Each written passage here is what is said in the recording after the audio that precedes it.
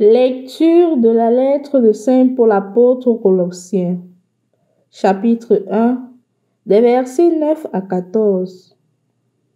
Frères, depuis le jour où nous avons entendu parler de vous, nous ne cessons pas de prier pour vous. Nous demandons à Dieu de vous combler de la pleine connaissance de sa volonté en toute sagesse et intelligence spirituelle. Ainsi votre conduite sera digne du Seigneur et capable de lui plaire en toutes choses. Par tout le bien que vous ferez, vous porterez du fruit et vous progresserez dans la vraie connaissance de Dieu. Vous serez fortifiés en tout par la puissance de sa gloire, qui vous donnera toute persévérance et patience. Dans la joie, vous rendrez grâce à Dieu le Père, qui vous a rendu capable d'avoir part à l'héritage des saints dans la lumière.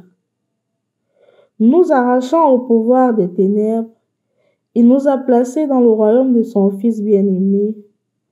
En lui, nous avons la rédemption, le pardon des péchés.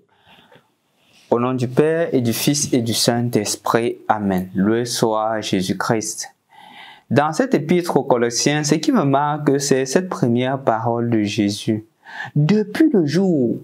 Donc, l'attention ici est mise sur l'origine, depuis le jour où ils ont reçu la parole, depuis le jour où ils ont entendu la parole. L'attention est mise sur cela par Paul. Et depuis ce jour, Paul n'a cessé de prier pour eux.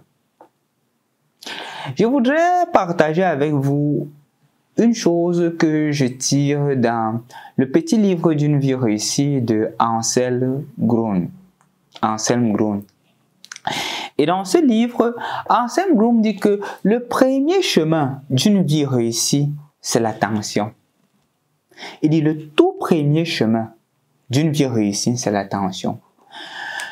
Nous ne réussissons pas notre vie parce que nous ne sommes pas attentifs. Et c'est d'ailleurs ce que Anthony de Mello disait, non? Quand il dit qu'il y a des personnes qui naissent endormies, qui grandissent endormies et qui meurent endormies sans jamais se réveiller, savoir ce pourquoi ils ont été créés. Et ainsi, chers frères et sœurs dans le Christ, dans un cheminement spirituel, dans un cheminement d'une vie réussie, il faudrait que nous soyons attentifs. Le petit exercice d'attention, c'est par exemple la prise de conscience que je me lève le matin.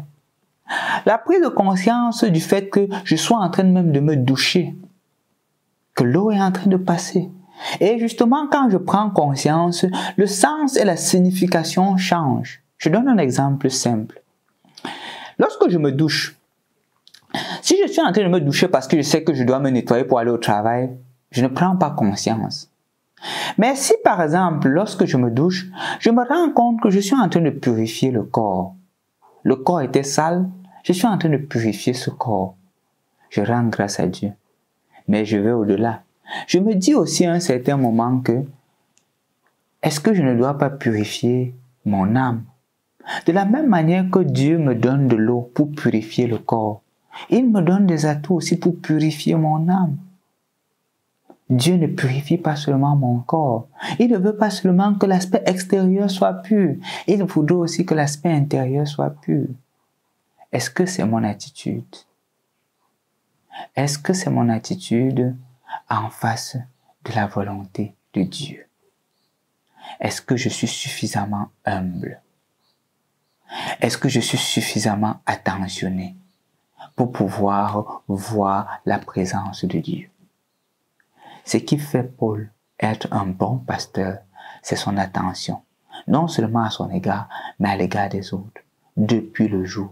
Donc il est attentif. Depuis ce jour, il ne se lasse pas de prier pour la communauté. Suis-je aussi attentif de l'action de Dieu dans ma vie? Suis-je attentif de ce qui est en train de se dérouler dans ma vie? Ou je la vis comme si tout était donné? Ou je la vis comme une routine? Parce que si quelqu'un vit sa vie comme une routine, il ne la vit pas convenablement. C'est un peu comme quelqu'un qui se rend compte de l'importance de son corps quand il est malade. Et lorsqu'il guérit, il oublie l'importance du corps. Là, on est en train de survivre, on n'est pas en train de vivre. Le développement commence avec le fait qu'on est attentif. On est attentif de ce qui est en train de se passer en nous, à l'intérieur de nous et autour de nous. Je t'invite donc aujourd'hui à prêter attention sur tout ce qui va, sur tous les événements que tu seras en train de vivre et note-les dans ton petit calepin. Non seulement note-les, mais vois l'action et la manifestation de Dieu. Et ainsi, tu seras comme Paul. Tu seras capable de rendre grâce à Dieu. Tu seras capable de prier sur les événements parce que tu as été attentif. Au nom du Père et du Fils et du Saint-Esprit. Amen.